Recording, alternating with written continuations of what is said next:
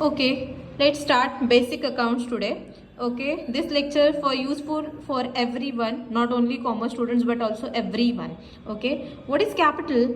Capital means the total amount invested by the owner is called as a capital. Business मध्ये owner जे काही पैसे आणतोय त्याला आपण कॅपिटल म्हणतो. ओके, बिझनेस स्टार्ट करायला जो काही पैसा लागतोय तो.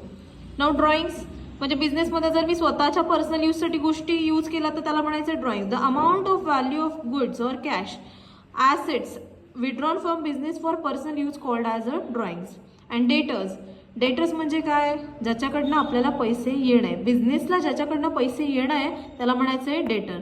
The debtors is a person who owes money to the business. And creditor म्हणजे जो आपल्याकडनं पैसे कमवतोय, it is a liability. Debtors an asset. A creditor is a person to whom business owes the money. Bad debts म्हणजे ज्यांनी आपले